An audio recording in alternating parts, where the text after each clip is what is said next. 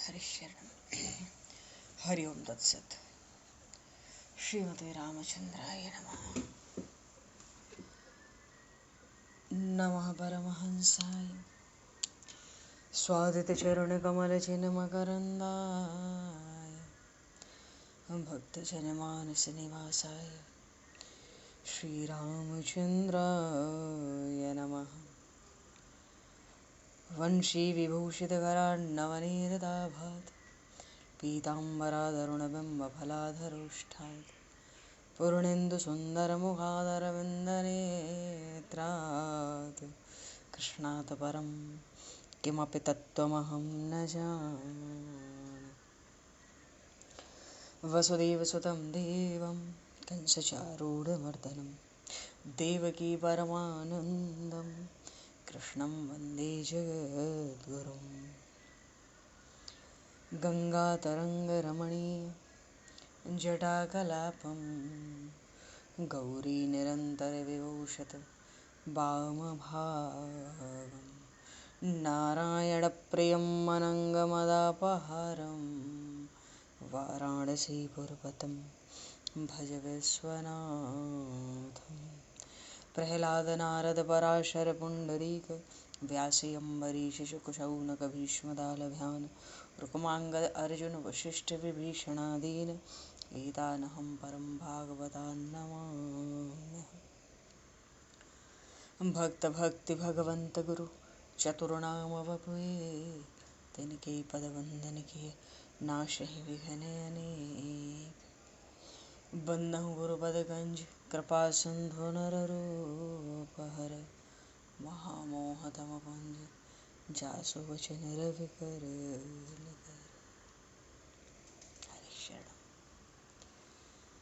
गोविंद जय जय गोपाल जय जय गोविंद जय जय गोपाल जय जय राधारमण हरि गोविंद जय जय राधारमण हरि गोविंद जय जय। श्री राम जय जय ऋषिकेश जय जय श्री राम जय जय ऋषिकेश जय सीतारमण राम रघुनाथ जय जय सीतारमण राम रघुनाथ जय जय। गोविंद जय जय गोपाल जय जय राधारमण हरि गोविंद जय जय। श्री राम जय जय ऋषिकेश जय जय सीतारमण राम रघुनाथ जय जय राधारमण हरि गोविंद जय जय सीतारमण राम रघुनाथ जय जय। बोले श्याम रामचंद्र भगवान की जय। समूह राम दरबार की जय। श्री राधे कृष्णचंद्र भगवान की जय। श्री बांके बहरलाल की जय। श्री वृंदावन प्रेम धाम की जय। श्री पंडरीनाथ भगवान की जय। सब संतन की जय, सब भक्तन की जय, समस्त वैष्णवन की जय, समस्त पूर्वाचार्य चरणन की जय, समस्त संप्रदाचार्यन की जय। श्री सद्गुरुदेव भगवान की जय। गंगा मैया की जय, जमुना मैया की जय, सरजू मैया की जय, गौ माता की जय, तुलसी माता की जय, पृथ्वी माता की जय, काशी महारानी की जय। जय जय श्री सीताराम, जय जय श्री राधे श्याम। नमः पार्वती पतये हर हर महादेव। अनंत कोटि ब्रह्मांड नायक सर्वेश्वर पूर्ण परात्पर ब्रह्म असंख्य कल्याण गुणगण निलय भक्त वांछा कल्पतरु शरणागत वत्सल भक्त वत्सल दीनबंधु दया सिंधु यदुवंश में अवतंस लीला पुरुषोत्तम योगेश्वर भगवान श्री कृष्ण की महती कृपा करुणा से एवं महापुरुषों की भावमयी सन्निधि में, साथ ही आप सभी श्रद्धालु भक्त वैष्णवों की मंगल सन्निधि में, मानव जीवन का सर्वोत्कृष्ट फल भागवत गुणगान, भगवत गुण चिंतन का आनंद हम सभी आज से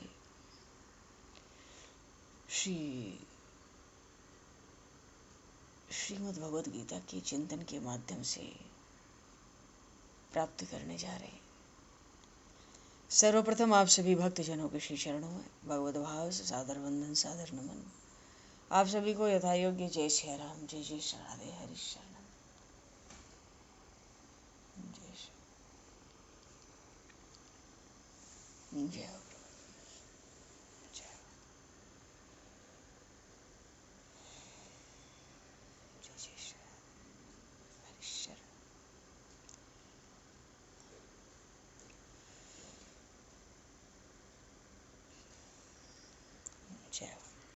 श्री कृष्ण गोविंद हरे मुरारे, हे नाथ नारायण वासुदेव, जिह्वे पिब स्वामृतमित देव, गोविंद दामोदर माधवेति। श्री रामचंद्र चरणौ मनसा स्मरामि, श्री रामचंद्र चरणौ वत्सा गृह्णामि, श्री रामचंद्र चरणौ सरसा नमामि, श्री रामचंद्र चरणौ शरणं प्रपद्ये।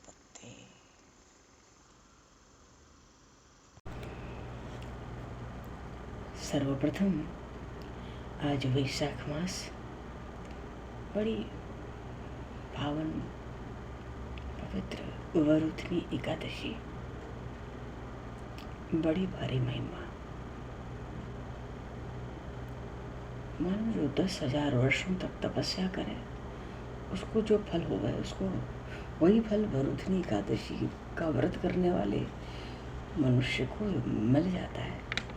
दानों में जो सबसे बड़ा दान कहा गया, जैसे अन्नदान, इसके ही समतुल्य है कन्यादान, इसी के समतुल्य है, भगवान का कथन है, गौदान।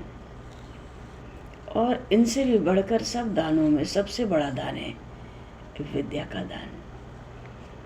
मानो वरुथनी एकादशी का व्रत करके तो विद्या दान का भी फल प्राप्त होता है। तो बड़ा भारी फल, बड़ी भारी महिमा इस वरुथनी एकादशी की। और रात्रि में भगवान मधुसूदन का पूजन होता है। हम लोग तो श्रीमद् भगवद गीता जी के माध्यम से उनका चिंतन स्मरण करके अभी से उन प्रभु मधुसूदन का पूजन करें। जागरण में जो भगवान का पूजन करे सब पापों से मुक्त होकर परम गति को प्राप्त करता है।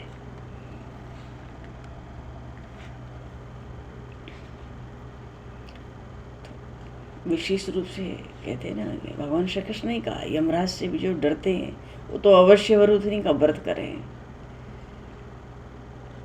तो अभी तो इस वरुथनी एकादशी के परम पावन इस महान तिथि के महान व्रत की सभी भक्तों को, श्रद्धालुओं को बहुत बहुत बधाई, बहुत बहुत शुभकामनाएं। आज भगवान वराह के भी स्मरण चिंतन का दिन होता है। तो श्रीमद् भागवत भी तो कथन, स्मरण, श्रवण किसी न किसी रूप में सब करना ही है। तो भगवान वराह का भी आज दिन है। दिन है का अर्थ है कोई प्रागट्य नहीं है, कोई ऐसी विशेष तिथि नहीं है, पर उनके स्मरण चिंतन पूजन का दिन है, हो सकता है, होना चाहिए। अच्छा भगवान, अब हम लोग सत्संग के क्रम को बढ़ाते हुए बोलिएगा श्री महारानी की, श्रीमद् भागवत गीता जी की जय हो। जी इन गीता जी की तो जितनी भी जय जयकार हो कम है।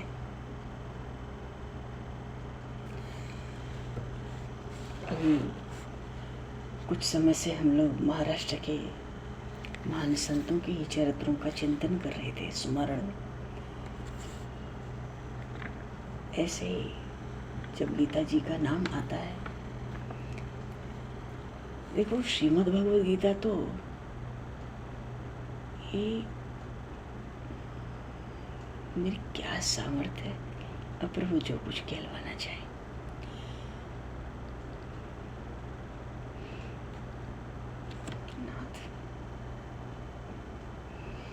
श्रीमद् भगवद गीता उन सर्वलोक नियंता, वो आनंद घन, वो भक्त वत्सल भगवान के श्रीमुख से प्रकट दिव्य वाणी है। भगवान के द्वारा भक्तराज अर्जुन जी को जो तत्व ज्ञान का उपदेश हुआ, या कहें कि तत्वात्मक ज्ञान का उपदेश जो भगवान ने प्रदान किया, उसके भाव का बड़ा गूढ़, बड़ा मर्म है।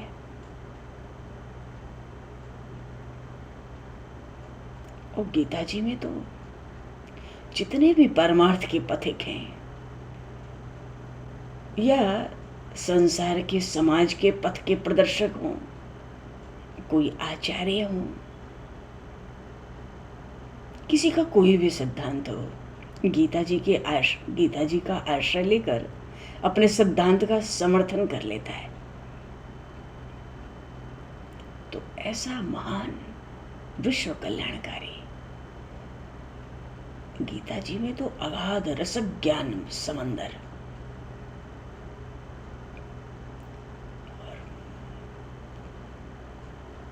और गीता जी का स्मरण हो और श्री संत ज्ञानेश्वर जी महाराज का स्मरण न हो, ये कहाँ संभव है। वो भी गीता जी में तो गीता जी के अगाध रसमय समंदर में डुबकी लगाने वाले, संसार को डुबकी लगवाने वाले संत श्री ज्ञानेश्वर जी महाराज, उनकी ज्ञानेश्वरी भी बड़ी प्रसिद्ध है।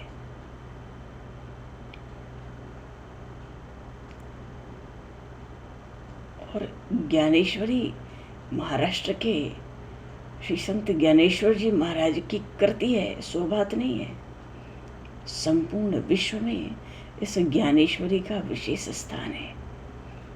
बोलिए श्री संत ज्ञानेश्वर जी महाराज की। और वैसे भी सिद्ध संतों की गणना में श्री ज्ञानेश्वर जी महाराज का नाम बड़े आदर से लिया जाता है। महाराष्ट्र के ही गोदावरी तट पर, और बिल्कुल श्री कृष्ण जन्माष्टमी के दिन ही इनका प्रागट्य हुआ, मध्य रात्रि में ही प्रागट्य हुआ। इनके पिता का नाम श्री विठल पंत था, माता का नाम रुक्मिणी बाई था। देखो कितनी विलक्षणता है। बड़े भाई निवृत्तिनाथ, छोटे भाई सोपान देव, एक बहन मुक्ताबाई। इन ज्ञानेश्वर जी महाराज का बचपन का नाम ही ज्ञानदेव था। ये जो निवृत्तिनाथ जी इनके सबसे बड़े भाई थे, ये भगवान शिव के अंश अवतार हैं, और इन श्री ज्ञानेश्वर जी महाराज के सदगुरुदेव भी हुए।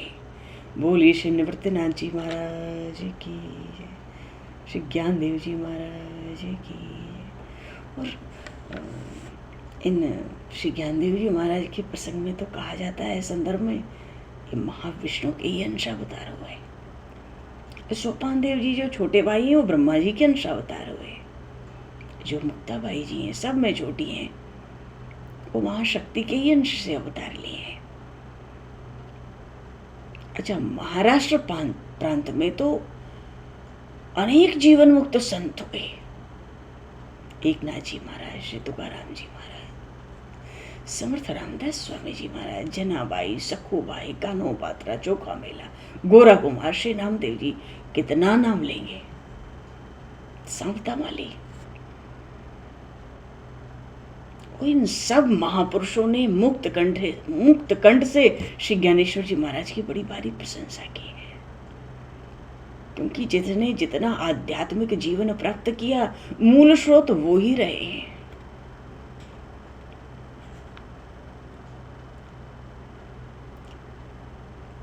एक बार किसी ने ज्ञानदेव जी महाराज की अवस्था थी, 6 वर्ष के आसपास हो गई। उनसे किसी ने पूछा, तुम्हारा नाम क्या है? उत्तर मिला, ज्ञानदेव।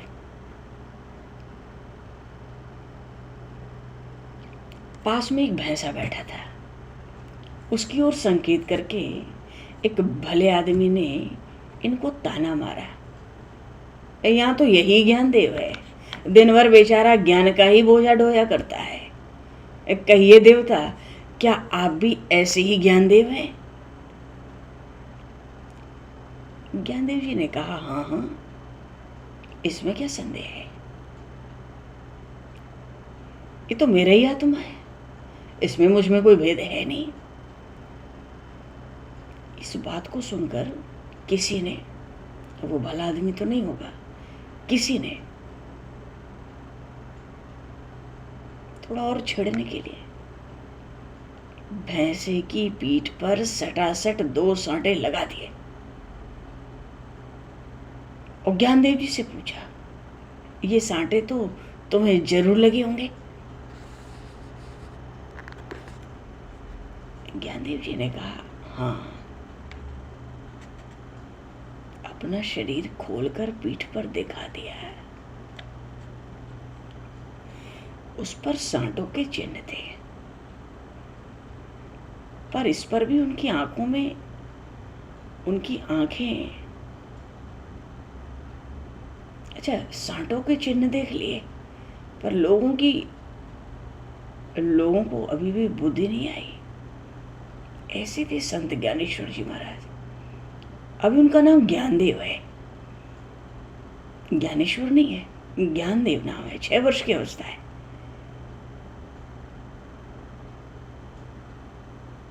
थोड़ा मालूम तो पड़ा कि भाई विलक्षण बात है, 2 सांटे लगाए भैंसे को, इसकी पीठ पर दिखाई पड़ते, पर मुंह से भी बोलते नहीं है, उनके आगे मस्तक झुकाते नहीं है।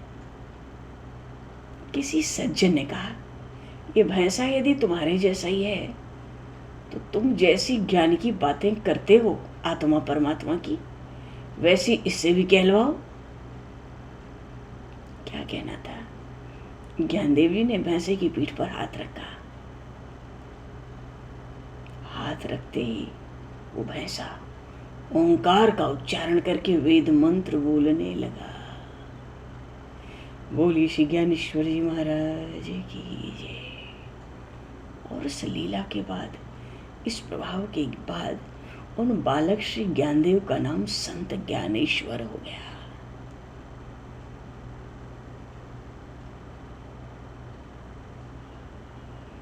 एक दिन किसी ब्राह्मण ने, उसके घर पे श्राद्ध था,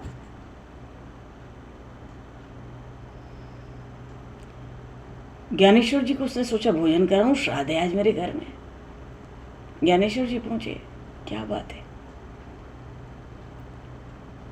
उसने कहा, श्राद्ध का भोजन कर लो, आज मेरे घर में श्राद्ध है। ज्ञानेश्वर जी महाराज बैठे, उसके पितरों का ध्यान किया, सशरीर उसके पितरों को उसके घर में बुला के बैठा दिया। और 14 वर्ष की आयु वाले चांगदेव की बात को नहीं जानता, सिंह पर सवार होके आ रहे थे शिष्यों के साथ, मानो अपने 1400 वर्ष का योग बल ज्ञानेश्वर जी महाराज को दिखाना चाहते थे। ठीक है, तुमसे ज्ञान लेने आ रहा हूँ, ये बात दूसरी है, पर मैंने भी तो जीवन भर में योग बल से कुछ सीखा है। सिंह के ऊपर बैठ के 4 शिष्य लेके आकाश मार्ग से उड़ते हुए आ रहे थे मिलने। मुक्ता भाई ने बड़े भाई से कहा, भैया ज्ञानदेव, ये देखो तो चांगदेव को, आपसे ज्ञान प्राप्ति की कामना से आ रहा है। मानो ताना कस दिया, आकाश में देखो, आकाश मार्ग से आ रहा है, तो हम लोग को भी तो इसका स्वागत करना चाहिए ना। बस जिस दीवार पे चारों भाई बहन बैठे थे, संकेत मात्र से दीवार ही लेके उड़ गए ऊपर आकाश में ज्ञानेश्वर जी महाराज स्वागत के लिए। चांगदेव की तो आंखें फटी की फटी रह गई। मैं तो चेतन को लेके आकाश में चल रहा हूँ योग बल से, ये तो जड़ दीवार को लेके आया है। कौन है ये? संत ज्ञानेश्वर जी महाराज को कहते थे, उनसे बड़ा योगी ही नहीं हुआ अभी तक कोई उनके पीछे।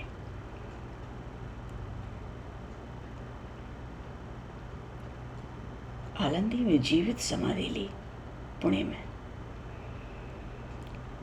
चलो जी, बोली श्री संत ज्ञानेश्वर जी महाराज की जय।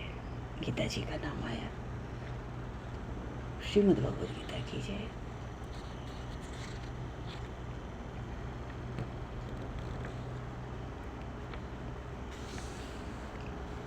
अब गीता जी का स्मरण है तो ओंकार स्वरूप परमात्मा को सबके मूल आधार तो वो परमात्मा ही है। वेद भी उन्हीं का तो प्रतिपादन करते हैं। उन परमात्मा को हम सब मन से नमन करें।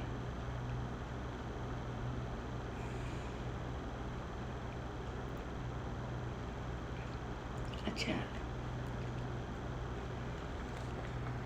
गीता जी की महिमा बड़ी विचित्र है। पहले माँ सरस्वती को प्रणाम करो जी। संपूर्ण ब्रह्मांड मोहिनी है वो तो माता सरस्वती। उनके श्री चरणों में नमन करो। कह लो कि अपूर्व वाणी की अधिष्ठात्री है, सब कलाओं में प्रवीण है।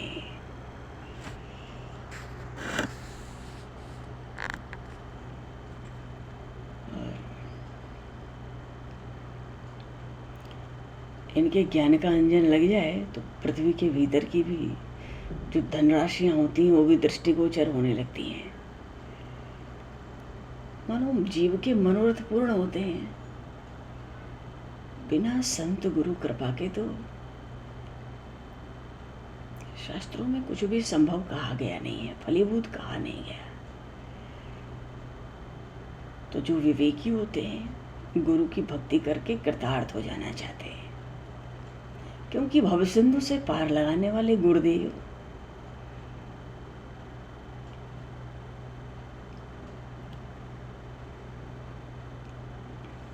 सबको नमन करते चलो।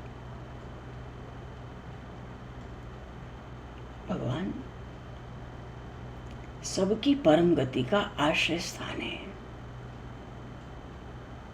समस्त विद्याओं की पीठ है, अशेष शास्त्रों में श्रेष्ठ है।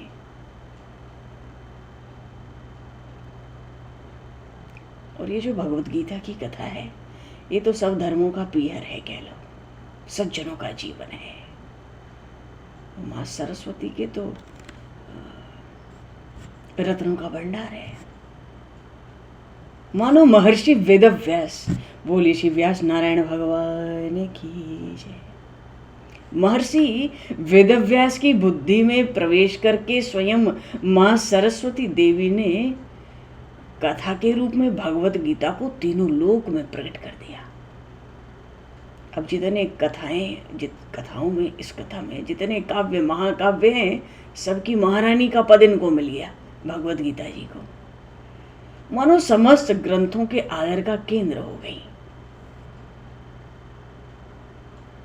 इनकी कथा से शास्त्र भी शुद्ध हुआ, भक्ति का रस भी बड़ा स्वादिष्ट है इसमें, सुख सौभाग्य की वृद्धि भी खूब इसमें है, प्रभु के माधुर्य की मधुरता, माधुर्य को जो मधुरता मिल रही है, श्रृंगार को जो श्रृंगारता मिल रही है, मानो अच्छी अच्छी प्रसिद्धि इस कथा को, इस भगवत गीता जी को प्राप्त हुई है।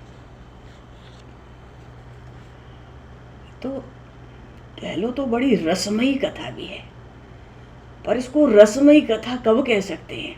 और बड़ी प्रसिद्ध कथा है जगत में। कथा तो रसमयी है और जन्म किसको देती है? ब्रह्म ज्ञान को। कथा रसमयी है, रसमयी इसलिए है कि इस कथा के रस की अनुभूति तो जीव को तभी होगी जब वो स्वयं को भक्तराज अर्जुन के स्थान पर रखकर भगवद गीता का कथन करे और श्रवण करे। श्रद्धा निष्ठा तो चाहिए ही, क्योंकि भगवान ने तो स्वयं गीता जी की महिमा में कहा, जो ये भगवद गीता सबको श्रवण कराए, इसका प्रचार करे, उससे बढ़कर प्रिय मेरा कोई है ही नहीं, हो सकता नहीं है। पर सुनाए भी जिसके भीतर श्रद्धा हो, मेरे प्रति निष्ठा हो।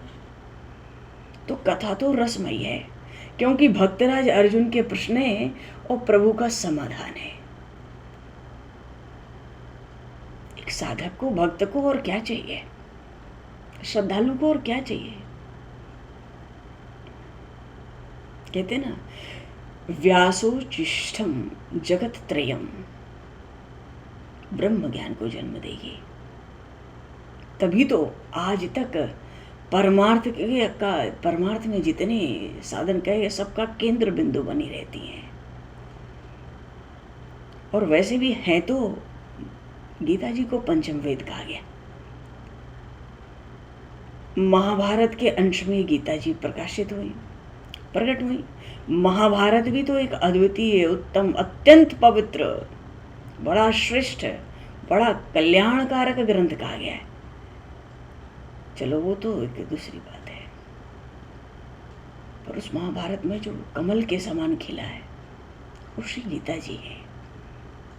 अगर महाभारत कमल है तो उसका पराग है। और इसमें भगवान श्री कृष्ण और महात्मा अर्जुन का संवाद पूरे जगत में विख्यात है। अच्छा, जितना साहित्य था उसको मत कर भगवान व्यास ने अपनी मति से बड़ा स्वादिष्ट, मानो मक्खन की तरह इसको निकाल दिया।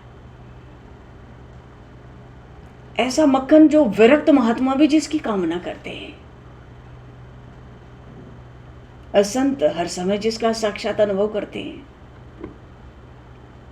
जितने ब्रह्मर्षि हुए उस मार्ग के हुए, सोहम भाव से भर के इसी में तो रमण करते हैं।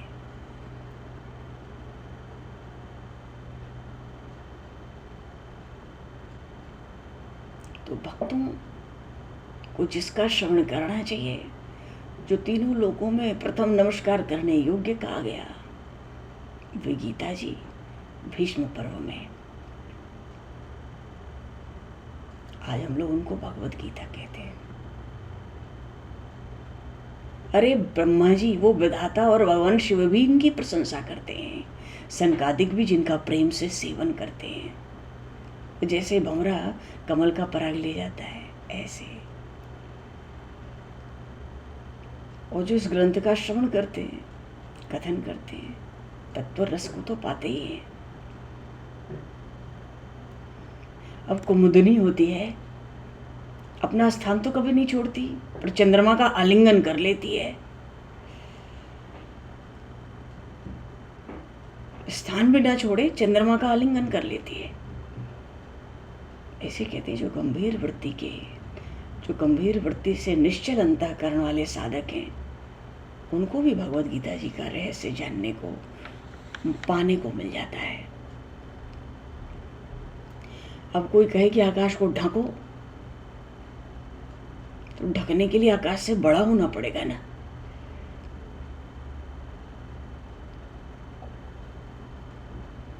तो गीता जी पर चिंतन भी करना, संक्षेप में भी चिंतन करना, उनका स्मरण करना भी, तो ये तो आकाश को ढकने वाली बात हो रही है मानो। एक समय भगवान शिव, भगवान शंकर श्रीमद् भगवद गीता जी के अर्थ की महिमा पर विचार कर रहे थे। उसी समय माता पार्वती आई। बड़े कौतूहल से भगवान शिव से उन्होंने प्रश्न किया, आप हर समय किसकी विचारणा करते हो? भगवान शिव ने प्रश्न का उत्तर देते हुए कहा, हे भवानी, तुम्हारा जो नित्य नूतन स्वरूप है ना, इसी तरह ये जो भगवत गीता तत्व है, सदा ये भी नवीन और अज्ञेय बना रहता है। और देखो ना, वेद के अर्थ का विस्तार जिस आदि पुरुष के खर्राटों से हो गया, उसी सर्वेश्वर ने, उसी परमात्मा ने स्वयं इस गीता के रहस्य को भी बतलाया है। फिर ऐसी अपार गीता तत्व का आकलन भला कोई भी कैसे संभव है कर ले? ये तो आकाश पर खोल चढ़ाने जैसी बात है।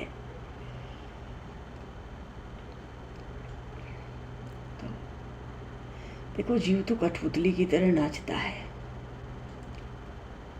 और राम सूत्रधर अंतर्यामी, प्रभु श्री राम ही जीव मात्र को नचाने वाले हैं। जीव तो परमात्मा श्री राम के अधीन ही है।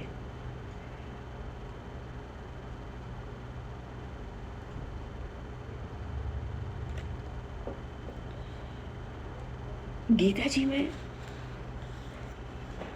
जो भगवत गीता है, क्या प्रभु सार बात तो देखो, प्रभु कहते हैं कि सब धर्मों को छोड़कर मेरी शरण में आप आओ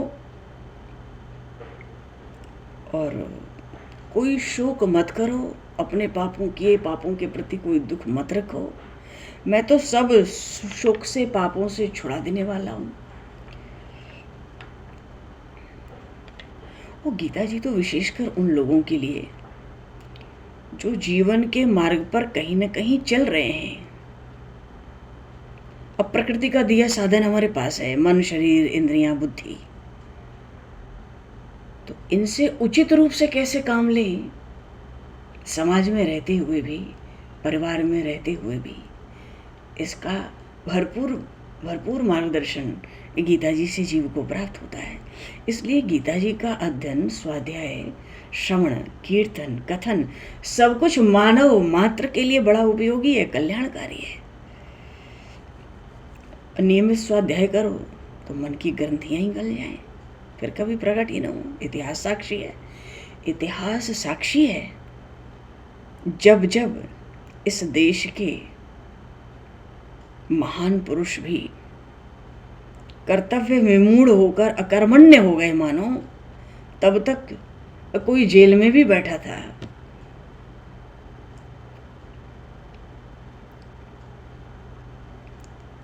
वहां भी, जेल में भी भगवत गीता मंगा के लोगों ने पढ़ी और उसी से अपने जीवन का मार्गदर्शन भी प्राप्त किया। मानो गीता जी के जो अमृत वचन है, प्रत्येक काल में, प्रत्येक खंड में, प्रत्येक युग में सबके लिए ही मंगलकारी, कल्याणकारी रहे हैं। और गीता जी के अनुसार दो प्रमुख मार्ग भी कहे गए, सांख्य और योग। सांख्य का अर्थ होता है ज्ञान मार्ग, योग कर्म मार्ग है। दोनों को अभेद भी कहा गया है।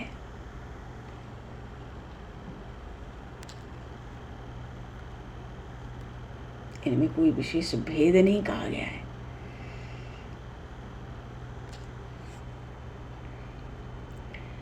अब ज्ञान मार्ग में निवृत्ति का भाग है, निवृत्ति मार्ग है, कर्म का मार्ग प्रवृत्ति का मार्ग है। लेकिन गीता जी में मुख्य रूप में योग या कर्म कोई भी मार्ग है, उसमें ज्ञान का मार्ग, भक्ति का मार्ग बड़ा सुंदर प्रकट है। इसलिए बड़ा अद्भुत ग्रंथ हुआ ना। ये तो जो आध्यात्मिक ग्रंथ है भगवद गीता, ये ग्रंथोपनिषद, ब्रह्म विद्या, योग शास्त्र सबका तो समन्वय है।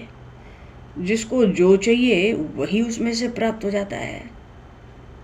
कहते ना, कहा जाता है स्वधर्म निधनम श्रेय, अपने धर्म में मरने भी भला है।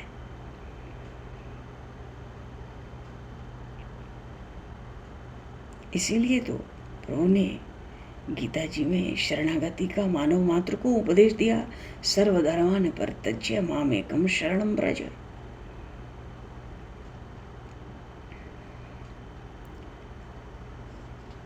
अब आज वेद, उपनिषद, ब्रह्मसूत्र तक तो पहुंच है नहीं हमारी, पर श्रीमद् भगवद गीता सब ग्रंथों का सूक्ष्म सूक्ष्म सार इसमें भरा पड़ा है। मानो बड़ी सुगमता से परमात्मा तत्व का निरूपण हो जाता है। इसमें जितने तत्व चाहिए सब कुछ एक साथ यहाँ प्रकट हो जाते हैं। अब उसमें चाहे आत्मा की परमात्मा से आत्मा की अभिन्नता की बात हो, या आत्मा के अस्तित्व की बात हो, या संसार का ही स्वरूप हम कहें, या प्रकृति की जड़ता है, या माया की प्रबलता है, उसकी शक्ति है, माया की गतिशीलता है, या निष्काम कर्म योग की बात करें, गीता जी में सबसे बढ़िया कर्म क्या है? निष्काम कर्म, जिसमें परिणाम में कुछ नहीं चाहिए। अच्छा, निष्काम कर्म योग हो, भक्ति योग हो, ज्ञान योग हो, सब कुछ तो है ना। 18 अध्याय में सबके सब तत्वों की खूब व्याख्या है। तो बड़ा सुंदर। और वैसे भी श्री रामचरितमानस में गोस्वामी जी ने कहा ना कि रति भनित भूति भल सोई, सुरसर सम सब कर हित होई। तो रचना और ग्रंथ तो वही बढ़िया है जिससे सबका कल्याण हो, जो सबका गंगा के समान सबका कल्याण हो, सबका मंगल हो। तो गीता जी तो ऐसे कि भाई मानो रचना ऐसी हो, सदग्रंथ ऐसा हो कि सर्वजन हिताय से परिपूर्ण हो, हमारी संस्कृति का आधारशिला भी हो, बहुजन सुखाय बहुजन हिताय। इसकी महिमा तो अनंत है। तो श्रीमद् भगवद गीता तो सभी के लिए मंगलदायक है और बड़ी सुंदर, बड़ी विलक्षणता है। ग्रंथ की बड़ी महिमा है और बड़ा भारी रहस्य है। श्रीमद् भगवद गीता जी की महिमा में कहा जाता है, गीता सुगीता कर्तव्या, कि मन्ये शास्त्र विस्तरई है, या स्वयं पद्मनाभस्य मुख पद्मा विनिशताः, सर्वोपनिषदो गावो दुग्धा गोपाल नंदनः, पार्थो वत्स सुधर भोक्ता दुग्धम गीतामृतम महत्। जितने अच्छा, व्यास भगवान तो कह रहे हैं गीता सुगीता कर्तव्या, गाने योग्य तो गीता जी हैं। अन्यान्य शास्त्रों से क्या प्रयोजन, अन्यान्य शास्त्रों का विस्तार करने से क्या लाभ? क्यों? या स्वयं पद्मनाभस्य, पद्मनाभ भगवान की श्रीमुख की वाणी है। उनके श्रीमुख से गीता जी जब प्रकट हैं साक्षात, तो अन्यान्य शास्त्रों के विस्तार की क्या आवश्यकता है? अरे गाना है तो फिर प्रभु की वाणी गाओ। पता चलता है भगवान की वाणी जहाँ जहाँ प्रकट होती है उसकी कितनी बड़ी भारी महिमा है।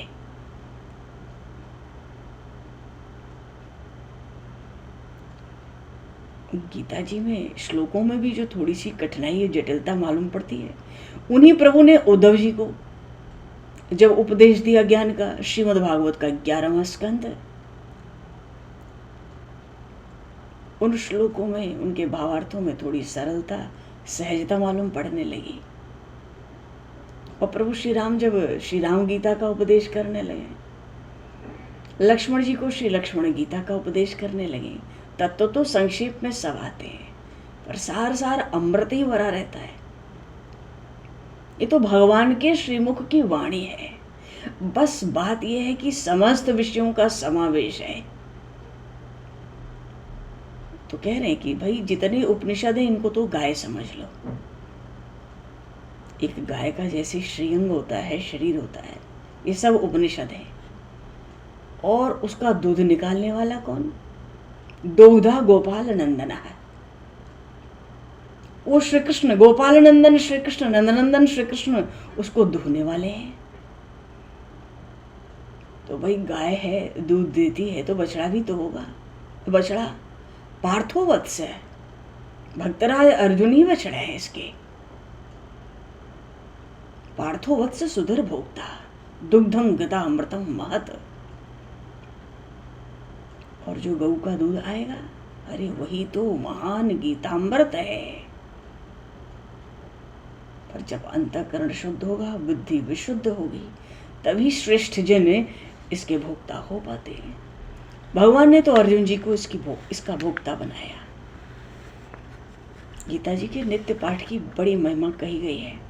भगवान श्री कृष्ण के ध्यान चिंतन स्मरण की बड़ी भारी परमात्मा की महिमा है।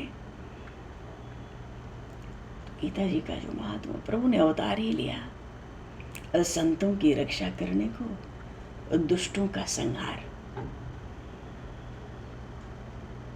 परब्रह्म ने इस पृथ्वी पर लिया कृष्ण अवतार। उन परमात्मा ने श्री कृष्ण रूप से अवतार लिया और उन्हीं कृष्ण ने अपने मुंह से कहा है, गीता आप मुख पद्माध्वनि श्रुता, भगवान के मुखारविंद से प्रकट वाणी है। कौन से भगवान के? वेदों का ज्ञान भी जिनके खर्राटों से प्रकट हो गया, शेष सैया से ही। फिर भी वेदों का कैसे गौरव बढ़ाया प्रभु ने, ये कह के गौरव बढ़ाया कि वेद तो मेरे मस्तक हैं, वेदवाणी ही मेरा श्वास है। भगवान वेदों की मर्यादा की रक्षा के लिए भी अवतार लेते हैं। वेदों की मर्यादा की रक्षा का अर्थ है धर्म की रक्षा। गीता जी के पहले श्लोक का पहला शब्द क्या है? धर्म। धर्म क्षेत्रे कुरुक्षेत्रे संवेदायोत्सवः। देखो कितनी बड़ी भारी विलक्षणता है। गीता जी का जो पहला श्लोक है, उस पहले श्लोक का पहला शब्द है धर्म, और अंतिम श्लोक का जो अंतिम शब्द है वो है मम। तो धर्म मम, धर्म मेरा है, या हम यूं कहें कि मैं धर्म का हूं। जीते जी जो मनुष्य अपने धर्म से नहीं टलता, उस मनुष्य के जीवन में कितना भी संकट कभी आवे, जीते जी नहीं, मरने के बाद भी उस जीव पर, उस मनुष्य पर जितना भी संकट आवे, कठिन से कठिन संकट, धर्म उसका त्याग कहीं नहीं करता। उसके साथ कोई नहीं होता, पर वो धर्म उसके साथ हमेशा रहता है। गीता जी का तो प्रथम शब्द ही है धर्म। तो उन्हीं कृष्ण ने अपने मुख से कहा है, गीता आप जिसके सुनने से प्राणी के कट जाते हैं पाप। और उन प्रभु का, श्री कृष्ण चंद्र का नाम भजे जो, करे जो उनका ध्यान, और साथ में नित्य गीता का पाठ करे जो, सो पावे निर्वाण। गीता जी के नित्य पाठ की जो परिपाटी है, प्राचीन परंपरा है, ये परंपरा ही बहुत प्राचीन है।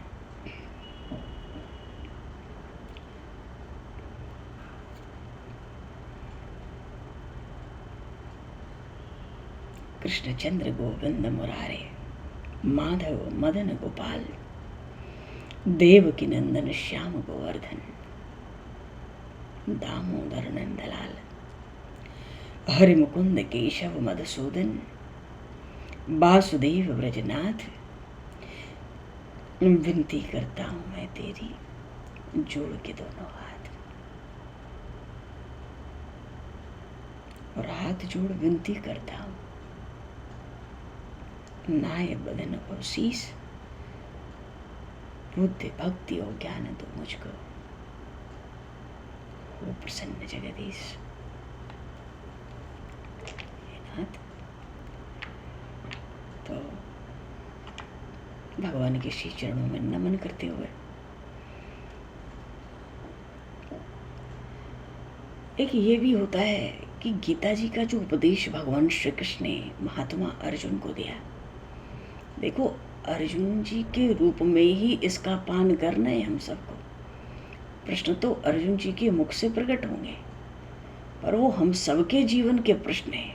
वो तमाम प्रश्न हम सबके जीवन के प्रश्न हैं। और जब भक्त राज अर्जुन की जगह अपने को रखकर हम गीता जी का कथन करें और श्रवण करें, तो आनंद की, रस की प्राप्ति होती है।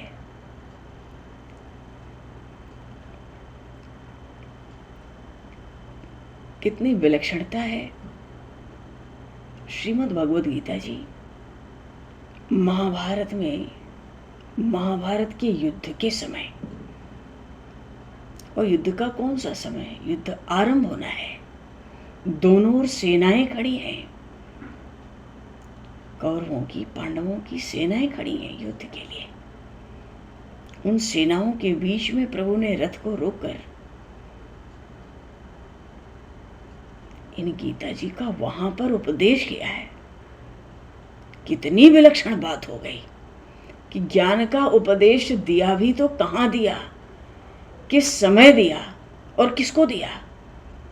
जो अर्जुन युद्ध करना नहीं चाहता, युद्ध शुरू हो रहा है, दोनों सेनाएं आमने सामने, अर्जुन भागना चाहता है, क्षत्रिय होकर अपने क्षत्रियोचित धर्म का त्याग करके भीख मांग कर खाने को कहता है। उन परमात्मा से वो अर्जुन कहते हैं मैं भीख मांग के खाने को तैयार हूं, केशव युद्ध नहीं कर सकता। क्यों नहीं कर सकते? अरे धन संपत्ति के लिए अपने परिवार के जनों से युद्ध करूं, और युद्ध भी क्या करूं? पाप करूं, इनकी हत्या करूं। इन सब की हत्या करने के बाद ही तो अपना अधिकार मिलेगा। मुझे ऐसे कोई धन संपत्ति वैभव संपदा नहीं चाहिए। मैं ऐसा जघन्य पाप नहीं करूंगा, मैं नहीं कर सकता। मैं व्याकुल हो रहा हूं, मुझे विषाद हो रहा है, मैं खड़े होने में भी असमर्थ हूं। ये अर्जुन किस समय कह रहे हैं? पहले तो कहा थोड़ा आगे बढ़ा के सेना तो दिखाओ कौरवों की। थोड़ा पास गए तो सब दिखने लगे अपने। गांडीव कंधे से गिर गया, शरीर शिथिल पड़ गया, रथ में बैठ गए सिर पे हाथ रख के। ये स्थिति क्यों प्रकट हुई? मोह। जगत का, संसार का मूल ही है माया, मोह। मोह का ही तो दूसरा नाम अज्ञान है। और जीवन के समस्त दुखों का कारण भी तो हमारे अज्ञान ही है। तो ये एक प्रश्न अर्जुन का कि मैं युद्ध नहीं करूंगा क्योंकि ये सब हमारे हैं, इनकी हत्या करके हमें कोई राज्य नहीं करना है, इन सब के प्राण लेके हमें कोई सुख नहीं भोगना है। मैं पीछे हट रहा हूं, मेरी सामर्थ्य नहीं है खड़े होने की, युद्ध क्या करूंगा? तुम देखते नहीं केशव, मेरा गांडीव कंधे से उतर गया, गिर पड़ा ये गांडीव। और अर्जुन का गांडीव भुवन विख्यात था, गांडीवधारी अर्जुन। प्रभु शारंग पाणी है, अर्जुन जी गांडीवधारी हैं। ये एक प्रश्न कि युद्ध नहीं करूंगा, उसका कारण ये है अपने चाचा, मामा, काका, ताऊ, पुत्र, पौत्र, गुरु, शिष्य सब तो खड़े हैं। नहीं चाहिए ऐसा राज्य। मैं इस युद्ध में खड़े रहने में समर्थ नहीं हूं। प्रभु ने भांप लिया, अर्जुन को मोह हुआ। मोह का अर्थ है मैं और मेरा की भावना प्रबल हो गई।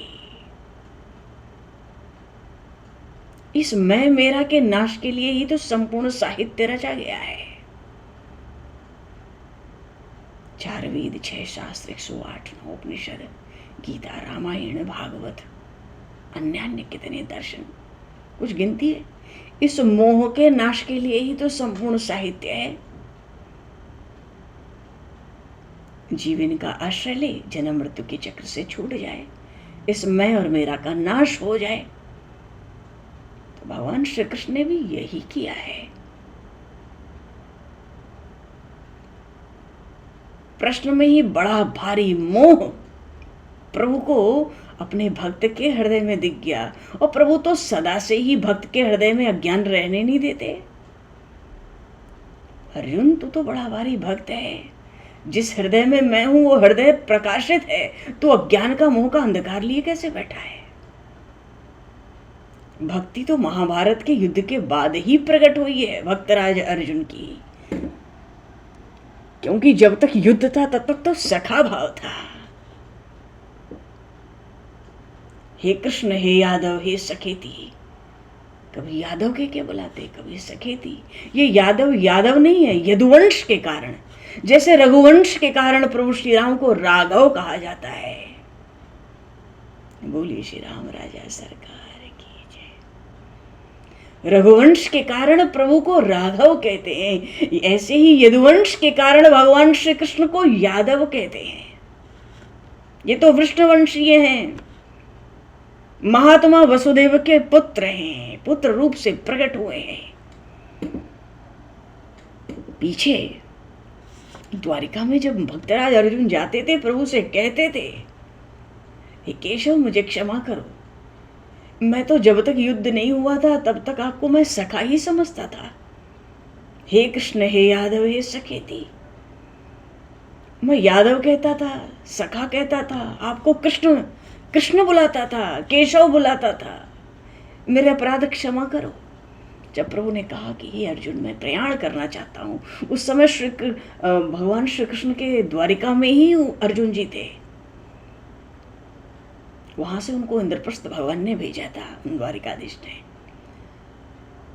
तो भक्त तो हुए, गीता जी के उपदेश को श्रवण करने के बाद, प्रभु का विश्व रूप दर्शन करने के बाद, प्रभु की अनन्य शरणागति ग्रहण करने के बाद युद्ध के साथ साथ तो परम भक्त हो गए भगवान श्री कृष्ण के महात्मा अर्जुन। भगवान श्री कृष्ण ने 2 शिष्य किए, एक अर्जुन, दूसरा उद्धव। दोनों को प्रभु ने तत्व ज्ञान का उपदेश दिया। एक को श्रीमद् भगवद गीता जी के माध्यम से महात्मा अर्जुन को, और एक भक्तराज उद्धव जी को श्रीमद् भागवत के 11वें स्कंद के माध्यम से भगवान ने उपदेश दिया अपने दोनों शिष्यों को। तो गीता जी का आरंभ तो है, पहले अध्याय का पहला ही श्लोक है, धर्म क्षेत्रे कुरुक्षेत्रे संवेता योत्सवः मामकाः पांडवाश्चैव किम कुर्वत संजय। इधर भी बड़ा मोहधारी बैठा है, महामोह में डूबा हुआ धृतराष्ट्र।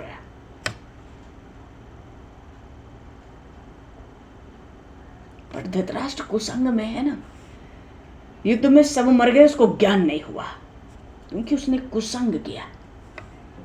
और भक्तराज अर्जुन प्रभु कृष्ण भगवान श्री कृष्ण के संग में है, पांडवों के संग में है, प्रभु के सत्संग में है, भगवद गीता जी की उपदेश की सन्निधि में भक्तराज हो गए।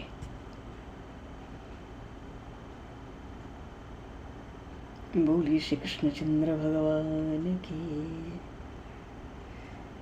महात्मा अर्जुन जी महाराज की, श्रीमद् भगवद गीता जी की जय, श्री व्यास नारायण भगवान की जय, श्री काशी महारानी की जय, सब संतन की जय, सब भक्तन की जय।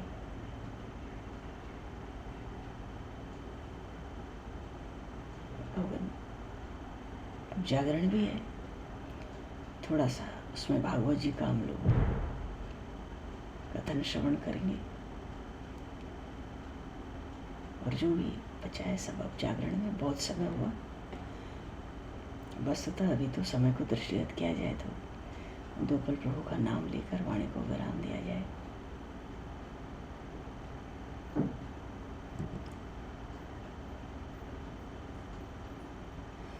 गोविंद गोविंद हे गोपाल नंद लाल, जय जय गोविंद गोविंद हे गोपाल नंद लाल, जय जय गोविंद गोविंद हे गोपाल नंद लाल, जय जय गोविंद हे गोपाल नंद लाल, जय जय गोविंद गोविंद हे गोपाल नंद लाल, जय जय गोविंद हे गोपाल नंद, जय जय गोविंद गोविंद हे गोपाल नंद लाल, जय जय गोविंद। बोलो हे गोपाल नंद लाल, जय जय गोविंद गोविंद हे गोपाल नंद लाल, जय जय गोविंद गोविंद हे गोपाल नंद लाल, जय जय गोविंद गोविंद हे गोपाल नंद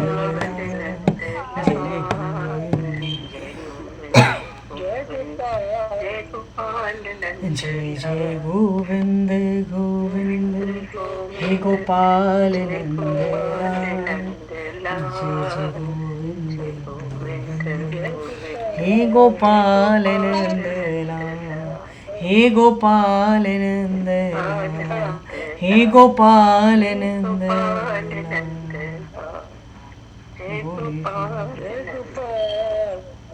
बोली श्री भगवान श्री कृष्णचंद्र की जय।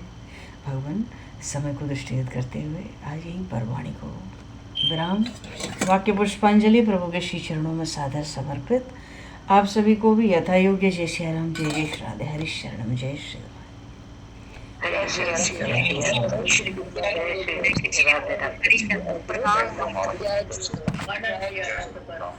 जय जय बोलो भगवान जय। हाँ हाँ बोलो। वृंदावन बिहारी लाल की जय। बोलो सरकार की जय। श्री राधा वल्लभ लाल की जय। श्री माते बिहारी लाल की जय। श्यामति रामचंद्र भगवान की जय।